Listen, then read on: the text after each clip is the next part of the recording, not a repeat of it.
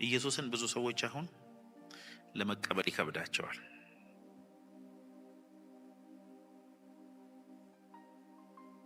ኢየሱስን በስጋ አይን የምናየው ከሆነ ለመቀበል ይከብዳል። በስመ አብ በጣም የዛሬ 2000 ዓመት አንዲት ድንግል የሆነ ልጅ ወለደች። እንዲያውም የሆነ ንጉስ ሊገለው ሲል አምልጦ ግብጽ ገባ። እሱ የዘላለም ይሰጣል። ጭራሽ ምንም ጦርነት አልተዋጋም። ቤትም የለውም፣ ንብረትም የለውም፣ ወታደርም የለውም። እንጨት ላይ ሞተ፣ ተቀበረ። በሶስተኛው ቀን ተነሳ፣ ከዛ ሄደ። ይሄን ካመንክ ትድናለህ፣ ካላመንክ ሲኦል ትገባለህ።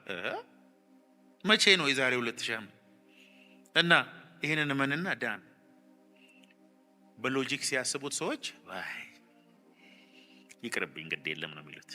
የጥበብና የመገለጥ መንፈስ ያለው ሰው ግን የሞተው ሰው አይደለም፣ እግዚአብሔር ነው።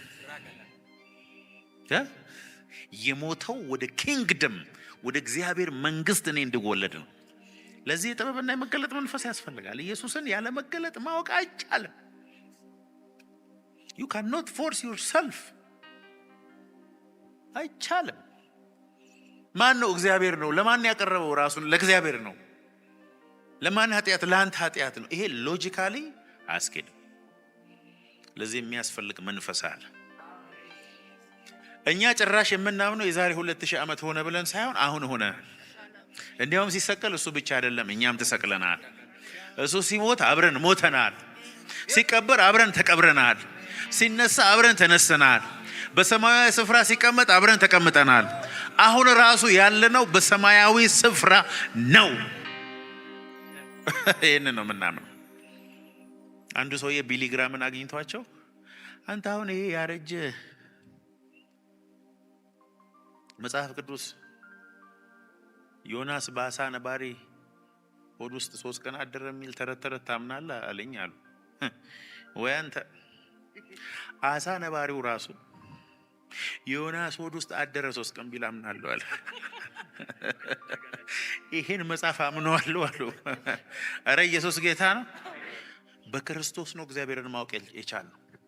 ሌሎቹ ስለ እግዚአብሔር ያላቸው ዕውቀት ትክክለኛ አይደለም። ኢየሱስ እስኪመጣ ድረስ ስለ ኢየሱስ ያወቁት ዕውቀት ሁሉ የተዛባ ነው። ኢየሱስ ነው እግዚአብሔር ማን እንደሆነ ምን እንደፈለገ ማን እንደሆነ ነው ያሳየን። ገባን። በቃ ኮንፊውዥን የለም አሁን ስለ እግዚአብሔር። ሻራ ባጋዳላባ አባታችን ነው እግዚአብሔር፣ አምላካችንም ነው እግዚአብሔር። ከዛ በፊት እግዚአብሔር እንደሱ አይደለም የሚታወቀው። ኢየሱስ መጣና እግዚአብሔርን ማየት ትፈልጋላችሁ? ያው ፍቅር ነው እግዚአብሔር አለ።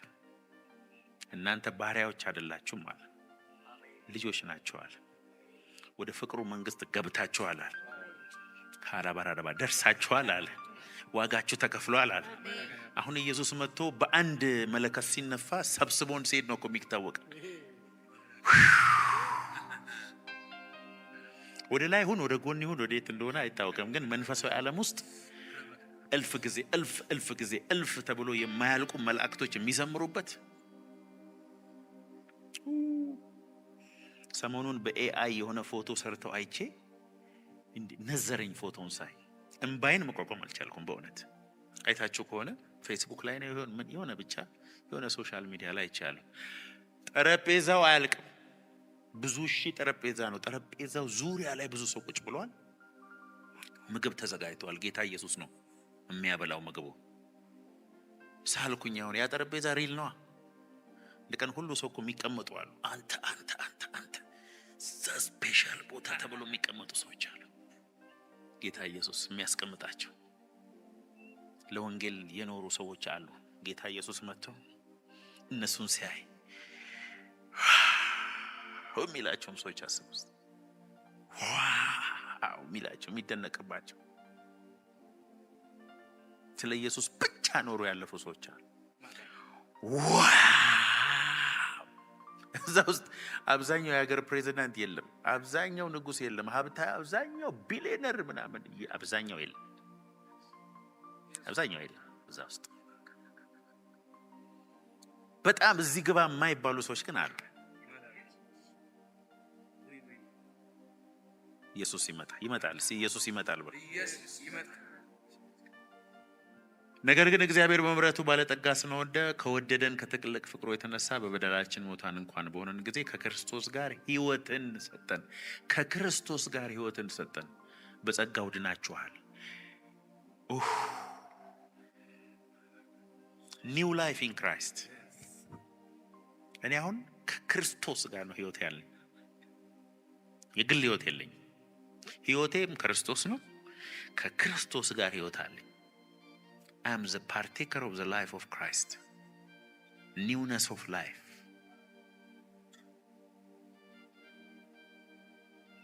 አዲስ ጴንጤ የሆነ ነው የሚገባን ይሄኛው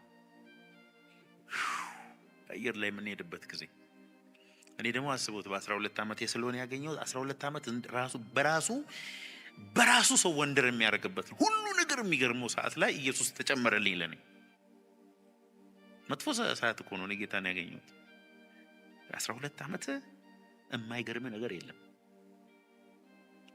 ኢየሱስ አገኘው እኔ በዛ ሰዓት።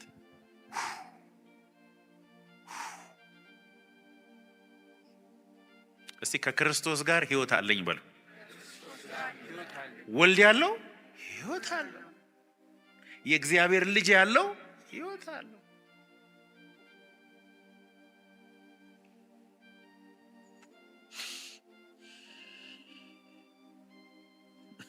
እንደ ጴንጤ እኮ ኮንፊደንት የለም እዚህ ምድር ላይ። በቃ ሕይወቱን ያውቃል። በቃ ምንም በለው ንቅንቅ።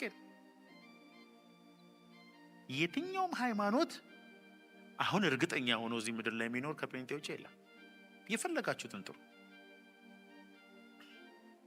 አሁን ሆኖ እዚሁ ምድር ላይ እርግጠኛ በመንፈሱ እርግጠኛ ሆኖ የሚኖር የለም። በሚመጡት ዘመናት በክርስቶስ ኢየሱስ ለኛ ባለው ቸርነት ከሁሉ የሚበልጠው የጸጋው ባለጠግነት ያሳይ ዘንድ ከእርሱ ጋር አስነሳን። በክርስቶስ ኢየሱስም በሰማያዊ ስፍራ ከእርሱ ጋር አስቀመጠ። መቀመጥ ማለት ስራችን አልቋል ማለት ነው። I am seated in heavenly place in Christ Jesus. ምንም ከደህንነት ጋር በተያያዘ የምሰራው ነገር የለም። የምትጨምረው ነገር አልቋል። ወደዚህ ምድርም ስትመጣ ኃጢአተኛ ሆነ ለመምጣት የሰራው ስራ የለም። ከእናት ማህፀን ስትወጣ ኃጢአተኛ ሆነ ነው የምትወጣው። ፓተርን ውስጥ ገብተሃል። ወደ ኢየሱስም ስትገባ ቅዱስ ሆነ ወጣል። በሰማያዊ ስፍራ ተቀምጣል። እስቲ ተቀምጫለሁ። ችግሩ ግን እንደሱ አናስብም እኛ። እግዚአብሔር፣ መላእክት፣ ሰይጣን በሙሉ መንፈሳዊ ዓለም ውስጥ ነው ያሉት። ሰይጣንም መንፈሳዊ ዓለም ነው የሚኖረው። አትደንግጡ። ሰይጣንም መንፈሳዊ ዓለም ነው። ላም፣ ከብት፣ በሬ፣ ተራራ፣ ህንፃ፣ ቤት፣ መኪና፣ ጫማ፣ ልብስ፣ ፕላኔት ሁሉ ጉዞ ዓለም ነው። ሰው ብቻ ሁለቱም ቦታ ዘሴም ታይም አለ። መንፈሳዊ ስፍራም አለ፣ በመንፈሱ አክሰስ ያደርጋል። ፍጥረታዊ ዓለም ውስጥ ደግሞ በስጋው አክሰስ ያደርጋል። በሁለቱ መካከል የምትጫወተው ነፍሳችን ናት።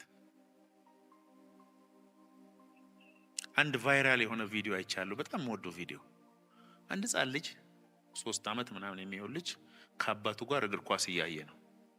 ልክ ዋው ሲል ልጁ አለ። ከዛ ለካ አባትየው ተናዶ እንዲህ ሲል ልጁ አባትየውን አይቶ ወደቀ። ነፍስ ማለት እንደሱ ናት። እሱ ልጅ ትክክለኛ የነፍስ ምሳሌ ሲአው ብሎ ደግሞ መጀመሪያ አባቱን የሚያስደስት መስሎት ጎሉ መግባቱ ተደሰተ። የአባቱን አዘን ሲያይ ደግሞ ወደቀ። ነፍሳችን እንደዚህ ነው የምትጫወተው። ካሸነፈው ጋር ናት። ነፍሳችን በር ናት። መንፈሳችን ሲበረታ እዚህ ነው የምታጨበጨው። ስጋችን ሲበረታ እዚህ ነው የምታጨበጨው። ስለዚህ ነፍሴ ላይ ከሰራው ወደ ስፒሪቹዋል ሬልም ገብቼ ከዛ ፕላትፎርም ነገሮችን መስራት እችላለሁ። ከፈለክ በሰማያዊ ስፍራ ባለው ማንነት ገቨርን ታደርጋለህ። እምቢ ካልክ ደግሞ በስጋዊ ሁለቱ ይቀዋወማሉ ነው የሚለው። በሰማያዊ ስፍራ ተቀምጫለሁ በል እስቲ። ሰማይ ሲባል በአውሮፕላን የምንሄድበት ከደመና በላይ ያለው ቦታ አይደለም። it is not, it is the spirit realm. I am seated. ጸጋው በእምነት I am saved by grace through faith. ቁጥር 10 ፍጥረቱን workmanship, masterpiece, new creation የእግዚአብሔር አብሮ ሰራተኛ።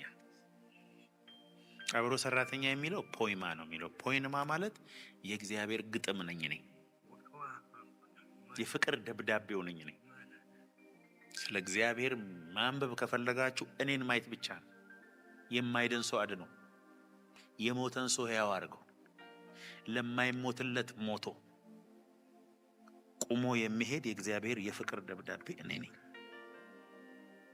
የእግዚአብሔር የመጨረሻው ማስተርፒስ ስራው ክብሩ የሚያሳይበት መገለጫው እናንተ ናችሁ። እኔ ነኝ በሉ እንጂ። አሁን በድንግዝግዝ ነው የምናየው፣ ከእውቀትም ከፍለን ነው የምናየው።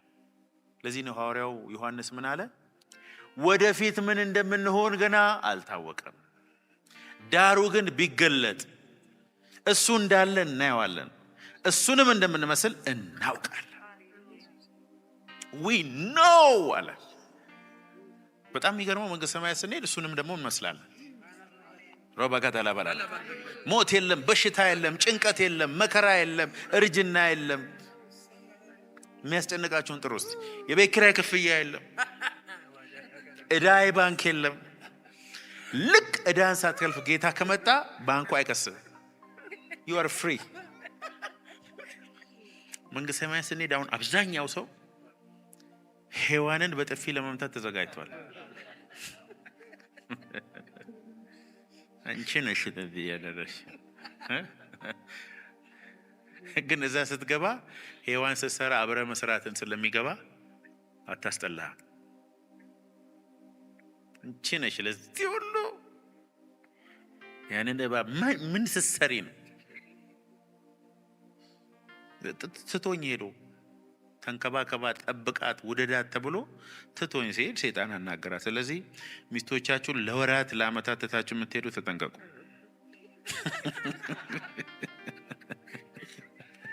አንዱ ፓስተር ሲል ነው የሰማሁት። ቁጥር 13 አንብቡ እስቲ። አሁን ግን እናንተ በፊት ርቃችሁ የነበራችሁ በክርስቶስ ኢየሱስ ሆናችሁ በክርስቶስ ደም ቀርባችኋል። እንዴት ደስ ይላል! have been brought near to God by the blood of Christ. ወደ እግዚአብሔር ቀርባችኋል። የሚከስ ነገር ሲኖርብህ ደሙን ነው የምታሳየው። ደብዳቤ ይዛል፣ ይኸው በኢየሱስ ደም የተጻፈ ምን የሚል ነፃ ነው፣ ዕዳው ተከፍሏል፣ ቅዱስ ነው፣ ምንም ብሌም የለበትም። እስከ ዛሬ የወሰደው ብድር ሁሉ በደሙ ተከፍሏል በሉ እባክህ። ለኃጢአት፣ ለሞት፣ ለጨለማ፣ ለኮንፊውዥን። አንዳንድ ሰው በተከፈለ ዕዳ ነው መከራ የሚበላ። ብዙ ጊዜ ሆቴል ሲሄድ እኔ አሁን ሆቴል ከበላው ውጭ ሀገርም ከሆነ ብዙ ጊዜ ሰዎች ካዩኝ እዛ ይከፍላሉ። በስብሰባ ምክንያት በሆነም ምክንያት ከሄድኩኝና እዛ ካለ ብዙ ጊዜ አንዳንድ ጊዜ አሁን ገንዘብ ሳትይዙ ገብታችሁ ሰው ቢከፍልላችሁና ቢወጣ እንደተከፈለላችሁ እስካልነገራችሁ ድረስ በቂ ገንዘብ ካልያዛችሁ በጭንቀት ነው የሚጨርሱት። አንዳንድ ጊዜ የተከፈለልህን ነገር አታውቅም፣ በፍርሃት ነው የምትንቀሳቀሰው። ያንተ ዋጋ ተከፍሏል። ቢሊግራም አንድ ጊዜ በመኪና ሲሄዱ ትራፊክ ቀጣቸው። እዛ ሀገር ትራፊክ ሲቀጣ ፍርድ ቤት ነው የምትሄደው። ባይዘ አሜሪካ ሀገር እንደኛ እዚህ ወረቀት ተጽፎልህ በባንክ ከፍለ የምትወስደው መንጃ ፍቃድ የለም። ምንም አይነት ጥፋት አጥፋ ፍርድ ቤት ነፍስ ከገደለው ቀጥሎ ነው የምትገባው። እና ገባዋሉ። ዳኛው ሲያይ ቢሊግራም ናቸው። እርሶ ነው ጣው በሰሩት ጥፋት በዛን ጊዜ ብዙ ብር ነው $20 ተቀጥተዋል። እሺ $20 ግን እኔ ከፍያለሁ። ከዛ በኋላ አወጣኝና በጣም ውድ ሆቴል አስገብቶ ጋበዘኛል። የእግዚአብሔር ጸጋ ማለት ይሄ ነው። በድዬም ዋጋዬም ተከፍሎ ተጨማሪ ስቴክ ተጋብዤ በእጃቸው ብር ሰጥቶ በመኪናው ቤቱ አድርሷቸው ሄዱ። እንደዚህ ነው ይሆነልህ። አሜን። አጠፍተሃልም፣ ዋጋህም ተከፍሏል፣ ምሳም ትጋበዝበታለህ፣ እስከ ቤትም ትሸኛል። that is a grace of God, unmerited favor። የማይገባውን ሰው ማድረግ ማለት ነው። እኔ ሌባ ይዤ ከዚህ በፊት ይህንን ጸጋ ኤክሰርሳይዝ ላድርግ ብዬ ያስኩት ፖሊስ ጠራው፣ ተንቀጠቀጠ። ከዛ በኋላ እቃውንም ውሰደው፣ እንዲያውም ተጨማሪ 200 ብር እንካ፣ ምሳም ጋበዝኩት። ግራ ገባው። ልውሰደው አለ። ታዲያ ለምን አስያዝከኝ አለ። አይ እኔ የኢየሱስ ልጅ ስለሆንኩ እንዳንተ አይነት ሰው ነበርኩኝ፣ ምሕረት ተደርጎልኛል፣ ያንን እንድታቅ ነው አልኩት። እርግጠኛ ነኝ ያ ሰው ጌታን ይቀበላል ብዬ አስባለሁ። ማለት ለህሊና ፍርድ አሳልፌ ሰጠው።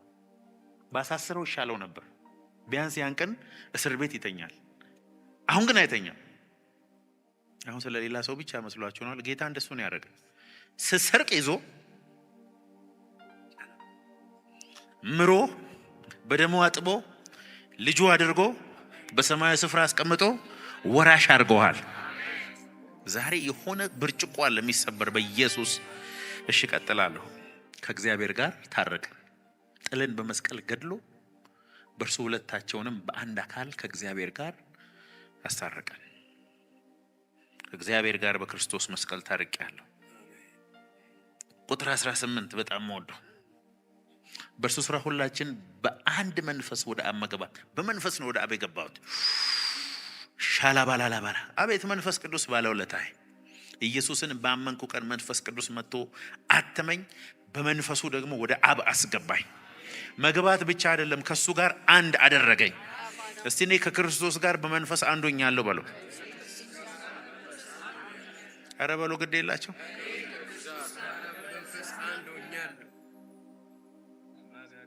ይሄኛው ከባድ ነው። ብዙ ሰው በአፉ ይለዋል እንጂ በልቡ አምነው ነው። በጣም የሚያናድደውን ግን ልንገራቸው። የማንቀይረው ግን የሚያናድድ እውነት፣ በጣም ከምትጠላው ክርስቲያን ጋርም በመንፈስ አንድ ነን። እኔ አንዳንድ ሰዎችን ሳስብ ከነሱ ጋር አንድ መሆኔ ያናድደኛል። በጣም በጣም ያናድዱኛል። የሚሳደቡ ሰዎች፣ የማያውቁትን ዝም ብሎ ይዘባርቁ ሰዎች፣ የሚጠሉኝ ሰዎች ከነሱ ጋር በመንፈስ አንድ ነኝ። ጌታ ጸልይ አንድ አድርጋቸው ብሎ አንድ ፋሚሊ አንድ ቦዲ ውስጥ ነው። ደብዳቤ የሚጽፉብኝ እንኳን አሁን ወላይታ ላይ እጄ ደብዳቤ ጽፈው ደብዳቤ የጻፈው ሰውዬ ጋር በመንፈስ አንድ ነኝ። ለዚህ እኮ ነው እሱን መውደድ የሚጠቅምህ። ለዚህ ነው ራስን ነው የምትወደው። እሱን ስትባረከው አንተ ጋር ይመጣል በረከቱ። ሌላን ቅዱስ ስትባረኩ እናንተ እንደባረካችሁ ታውቃላችሁ። በረከቱ በአንተ በኩል ነው የሚያልፈው። ቅባቱ በአንተ በኩል ነው የሚያልፈው።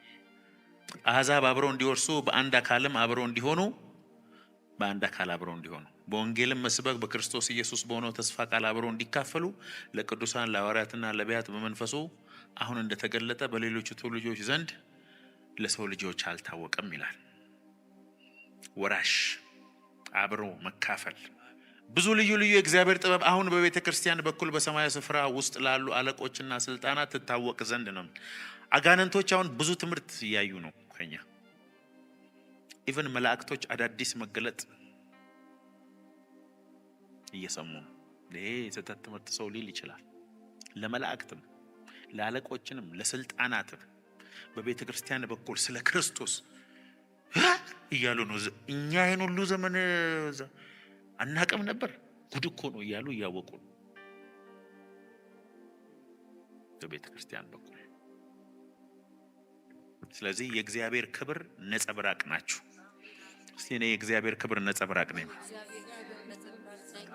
ድገሙና በሉ።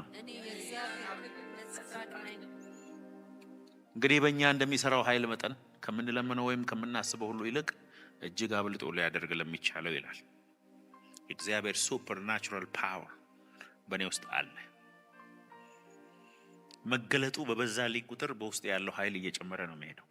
እግዚአብሔር ደግሞ በእኔ ህይወት የሚሰራው በእኔ ውስጥ እንዳለ ኃይል መጠን ነው። እኔ አላልኩም፣ መጽሐፍ ቅዱስ ነው የሚለው። በክርስቶስ እነዚህ ነገሮች ሆነውልናል። አንደኛ ጴጥሮስ 2:9 ይሄንን ሁላችንም እንበል እስቲ። እናንተ ግን ከጨለማ ወደሚደነቅ ብርሃኑ የጠራችሁን የእርሱን በጎነት እንድትነግሩ የተመረጠ ትውልድ፣ የንጉሥ ካህን፣ ቅዱስ ሕዝብ፣ ለርስቱ የተለየ ወገን ናችሁ። ትሆናላችሁ አይልም፣ ናችሁ። ቅዱስ ሕዝብ። እኔ ነኝ የእግዚአብሔርን በጎነት እንድናገር የተመረጥኩ። የእሱን በጎነት እንድናገር ተመርጬ ስለሱ ዝም። አብዛኛው ጴንጤ እኮ ቸርች ውስጥ ነው ዝም አልልም አመሰግናለሁ የሚለው እንጂ ስለ ኢየሱስ መናገር ላይ አይደለም። እስቲ የእሱን በጎነት የምናገር የተመረጥኩ ሰው ነኝ በሉ። አሁን እስቲ እንዳበደ ሰው ውጣና ለህዝቡ ወንጌል ተናገር ቢባል የሚናገር ስንት ሰው እንዳለ አላቅም። መንፈስ ቅዱስ ተነስና ከሌሊቱ 9 ሰዓት እንዳበደ ሰው ከተማ ውስጥ እየሮጥክ ስለ ኢየሱስ ጌትነት ተናገር ሲባል ካልጋው ላይ እንደ ሎተሪ እንደወጣለ ሰው ዘሎ የሚነሳ ሰው ስንት ሰው እንደሆነ አላቅም። የሱን በጎነት እንድንናገር የተመረጥን ትውልድ ነን። ቅዱስ ሕዝብ፣ ለልዩ የተወለደ እግዚአብሔር። አሁን ዋው ፕላኔትን የሰራ አምላክ ምናምን የሚለው ብዙ እንደማይገርመው ነው የምነግራችሁ። ለምሳሌ ፕላኔት ለእግዚአብሔር ምንም ከዋክብት ምኑም አይደሉም።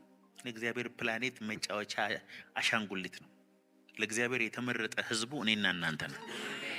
ሾራ ባጋታ ላባ የሞተልን ደሙን ያፈሰሰልን በክርስቶስ የሆነው ማንነት እኮ ዲፕ እያስተማርኳችሁ ላይ አሁን በመንፈሳችን ውስጥ መለኮታዊ በረከት አለ።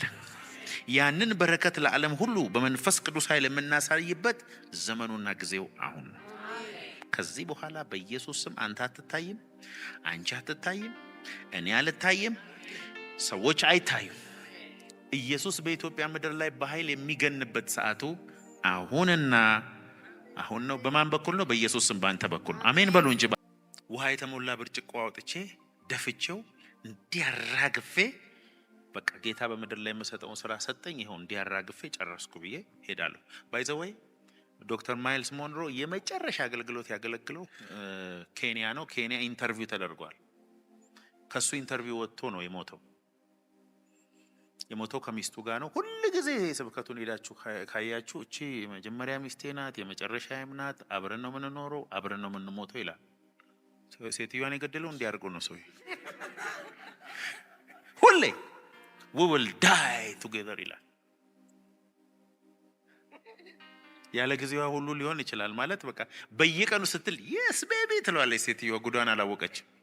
አብረውን ሄዱት እና የመጨረሻ የተናገረው ጳውሎስ ያለው አንጠፍጥፌ ካፔን እንዲያረጋግጥ አንጠፍጥፌ ጨርሻለሁ። ወደፊት የጽድቅ አክሊል ይጠብቀኛል። ምንም የቀረኝ ነገር የለም። እኔ አንዳንድ ሰዎች መቃብራቸው ላይ እንደሱ የሚጽፉት ነገር ደሜን ነው የሚያፈል። መቃብር ቦታ ከሄዳችሁ የብዙ ሰዎች ላይ መቃብራቸው ላይ ሩጫዬን ጨርሻለሁ፣ የጽድቅ አክሊል ይጠብቀኛል፣ ምንም ያልሰራሁት ነገር የለም። ምንም ሰርቶ ማያክስ